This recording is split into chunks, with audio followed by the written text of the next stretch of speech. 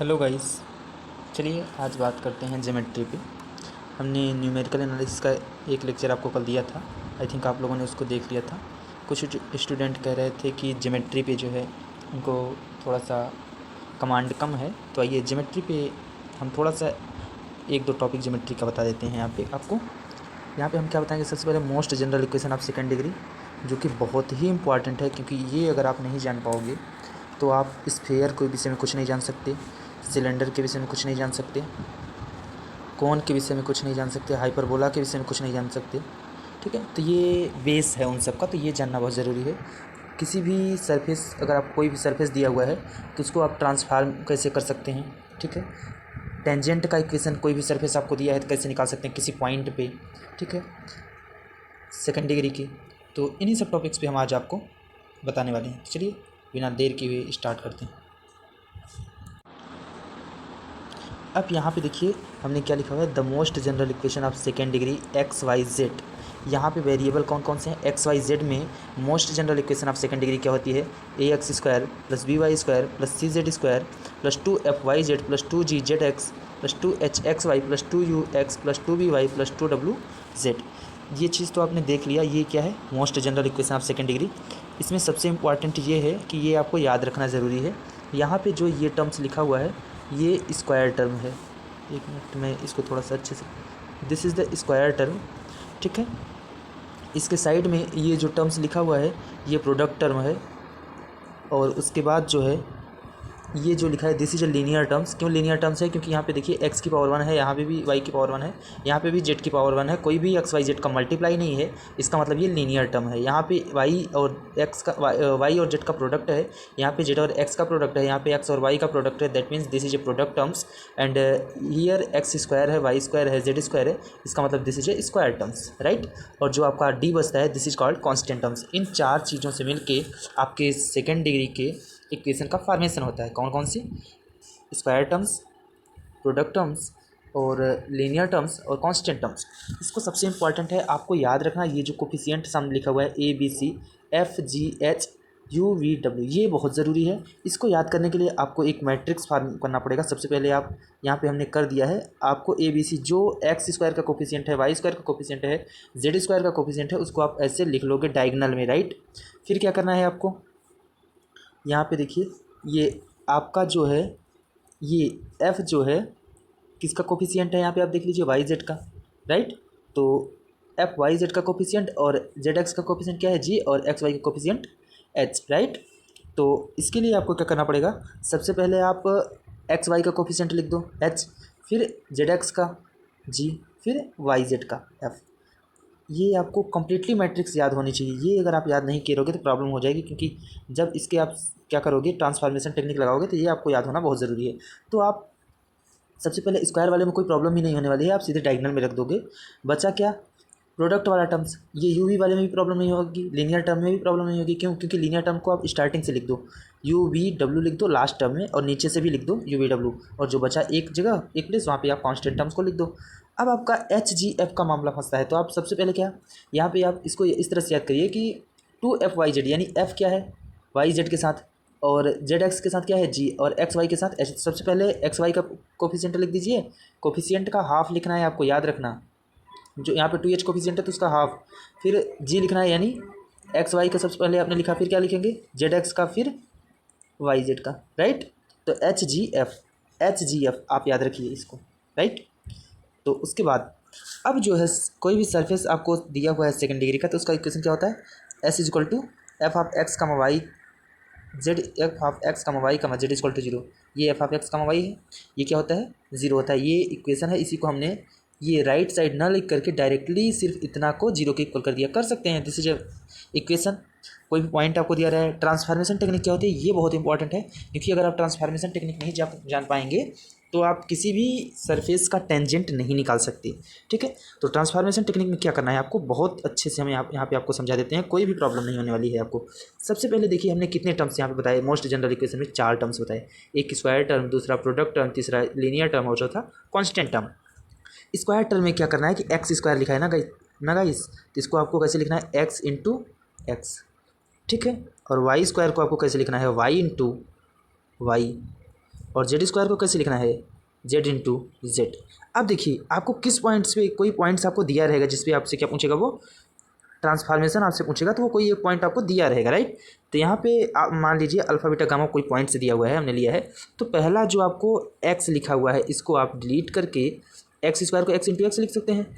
एक एक्स को आप हटा के यहाँ पे क्या करेंगे, अल्फ़ा लिख देंगे, फिर अल्फ़ा लिख देंगे। फिर यहाँ पे देखिए वाई लिखा हुआ है, इस वाई को आप डिलीट करके यहाँ पे क्या लिख देंगे, बीटा। वाई के साथ फिर जेड के साथ क्या लिख देंगे, आई थिंक आप समझ गए होंगे, गामा लिख देंगे, राइट। तो ये आपका ट्रांसफॉर्मेशन स्क्वायर टर्म्स को ऐसे ट्रांसफॉर्म हम करेंगे, ठीक। एक्स स्क्वायर को अल्फा एक्स, वाई स्क्वायर को बीटा बीटा वाई और जेड स्क्वायर को गामा जेड करेंगे, राइट। अब हम आगे चलते हैं। अब बात आती है प्रोडक्ट टर्म्स को आप कैसे ट्रांसफॉर्म करोगे। तो यहाँ पे देखिए क्या लिखा है, 2y z 2z x और 2xy, ठीक है। तो सबसे पहले हम आपको 2xy का बताते हैं। 2xy का मतलब क्या है, xy प्लस xy। अब क्या करना है, पहले वाले से आप x को रिप्लेस कर दो, दूसरे वाले से y को कर दो, यानी क्या हो जाएगा, अल्फ़ा x की वैल्यू क्या है, हमने क्या लिया पॉइंट, अल्फ़ा बीटा गामा। तो इसको एज ए सिस्टमेटिक भी आप इसको x के स्थान पे रिप्लेस करना है, इसको y इसको z। तो अल्फ़ा y प्लस यहाँ x को एज इट इज रखना है, y को रिप्लेस करना है, तो y को किससे करेंगे, beta. Alpha x plus x beta, ठीक है, वो sorry alpha y plus x beta, ये करना है। सिमिलरली जब आप इसको करेंगे 2yz को, ये क्या हो जाएगा, yz प्लस yz। अब यहाँ y की वैल्यू आप बीटा रखोगे, बीटा जेड प्लस यहाँ पे, अब आप यहाँ पे y को रख लिए तो y को नहीं रखेंगे, आप z का रखेंगे, z इक्वल टू गामा, ये हो जाएगा। यहाँ पे हमने आपको सारा लिख दिया है, ठीक। आई थिंक आप समझ गए होंगे।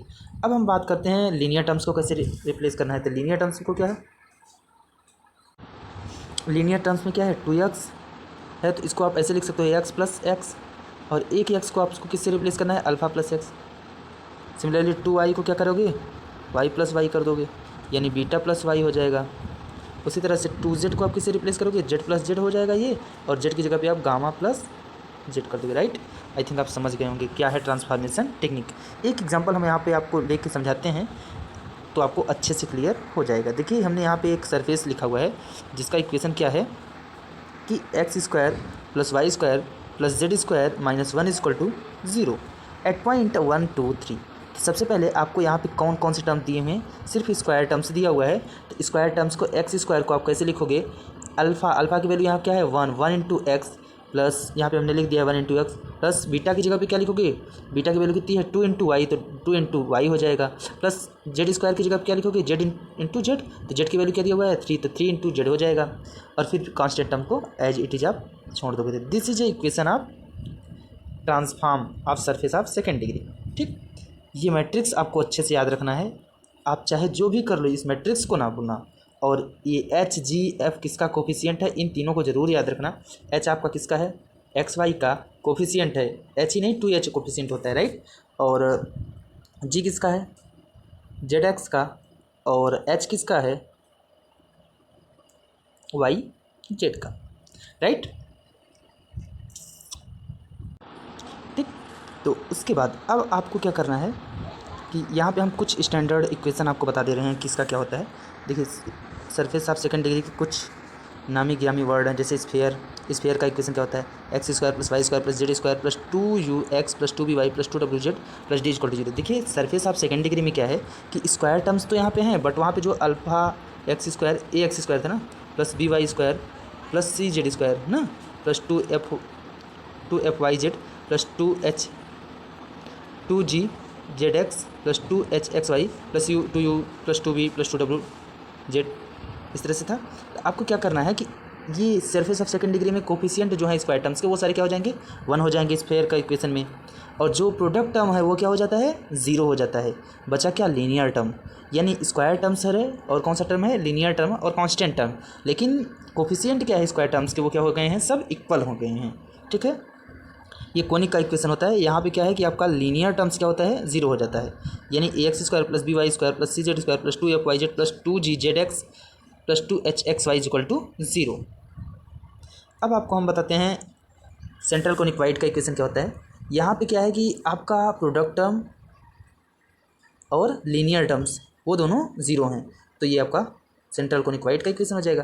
पैराबोलाइड का क्या है, ये थोड़ा सा जो है चेंज है, यहाँ पे यहाँ पे आपको जेड स्क्वायर का कोफिशिएंट भी 0 है और साथ ही साथ लीनियर टर्म में सिर्फ जेड बचा हुआ है।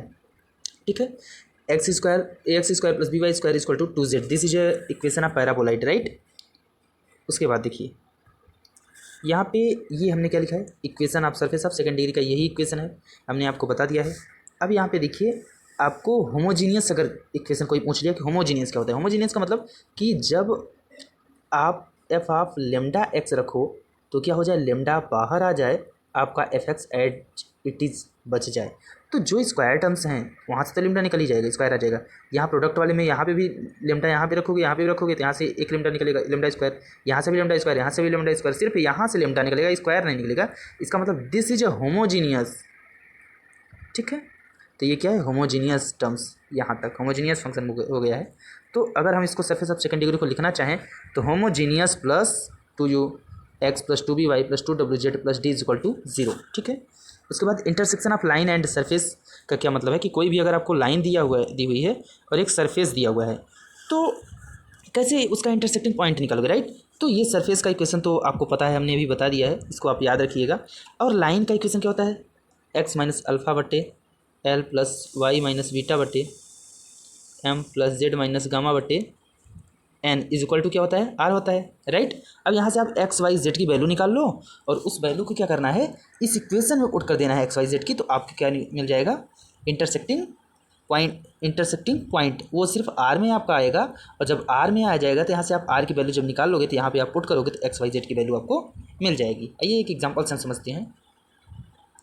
जैसे ये हमने क्या दिया, इंटरसेक्शन ऑफ लाइन, ये लाइन आपको दिया हुआ है और एक सरफेस दिया हुआ है। तो क्या करना है आपको, यहाँ से आप एक्स माइनस अल्फ़ा बाई 1 है, sorry x minus 1/1 is equal to y minus y plus 1/2 is equal to z minus 1/3, इसको आप आर मान लीजिए।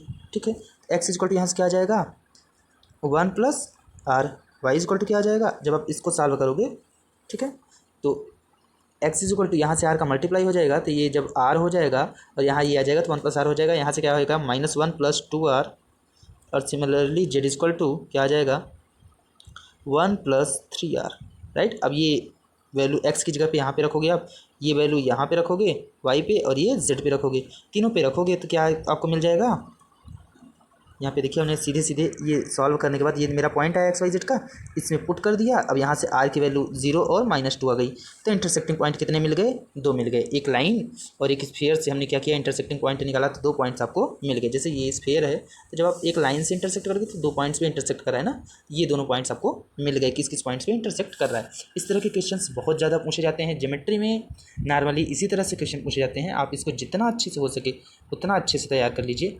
एक हम आपको यहाँ पे और इम्पॉर्टेंट चीज़ बताने जा रहे हैं, उसको आप याद रखिएगा। इक्वेशन ऑफ टेंजेंट क्या होता है, आप इक्वेशन ऑफ टेंजेंट तो पढ़े हैं, बहुत जगह पढ़े हैं आपने, कैलकुलस में भी पढ़ा है, ठीक है, और बहुत जगह पढ़ा है। किस में पढ़ा है, वेक्टर कैलकुलस में भी पढ़ा है, ठीक है। लेकिन यहाँ पे थोड़ा सा डिफरेंट है, डिफरेंट इन द सेंस कि वो अलग नहीं है। आप अगर ज्योमेट्री का क्वेश्चन है तो आप उसको वेक्टर से भी सॉल्व कर सकते हो, राइट। तो यहाँ पे जो मेथड ज्योमेट्री में आपका है वो बहुत आसान है, तो थोड़ा सा आप उसको एक बार ट्राई करिएगा, तो आई थिंक बहुत अच्छे से आपको समझ में आ जाएगा। आपको कुछ नहीं करना, टी शुड भी 0 करना है। टी क्या है, हमने आपको बता दिया है, T is transformation of surface. कोई भी सरफेस दिया हुआ है किसी पॉइंट पे आपको उसका ट्रांसफॉर्मेशन निकाल लेना है। जैसे अभी हमने लास्ट एग्जांपल आपको बताया ये वाला, इसका ट्रांसफॉर्मेशन एक सेकंड में दिखा देता हूँ कहाँ पे हमने आपको ट्रांसफॉर्मेशन बताया। ये देखिए इस इक्वेशन में ये आपका सरफेस दिया हुआ है, इस पॉइंट पे हमने ट्रांसफॉर्मेशन निकाला, ये क्या है ट्रांसफॉर्मेशन, और इसको अगर आप 0 कर देते हो तो this is the equation of tangent. कुछ नहीं करना है, सिर्फ ट्रांसफॉर्मेशन निकालना है, उसको 0 कर देना है, ये इक्वेशन ऑफ टेंजेंट है, ठीक है। और अगर आपको प्लेन ऑफ कॉन्टैक्ट का इक्वेशन चाहिए वो भी यही होता है, ठीक है। प्लेन ऑफ कॉन्टैक्ट आपने नाम सुना होगा, प्लेन ऑफ कॉन्टैक्ट, उसका भी इक्वेशन क्या होता है, टी शुड बी 0। तो आई थिंक आपको ये समझ में आया होगा गाइस। अगर आपको समझ में आया है तो आप प्लीज़ कमेंट करिए कि इसके आगे का भी हम लेक्चर आपको दे सकें। अगर आप कमेंट करेंगे तो मैं इसका नेक्स्ट लेक्चर स्फीयर पे बनाऊंगा, उससे रिलेटेड जिस टाइप्स के क्वेश्चन आते हैं एग्जाम में, उस टाइप्स को बहुत ज़्यादा डीप में तो बताया नहीं जा सकता क्योंकि इतना टाइम तो है नहीं। मैं शॉर्टकट 2 से 3 दिन में आपकी ज्योमेट्री कंप्लीट कर दूँगा, जिस तरह से क्वेश्चन आते हैं, जहाँ जहाँ टॉपिक से आते हैं। तो अगर आप कहोगे तो बना दूँगा। Thank you so much.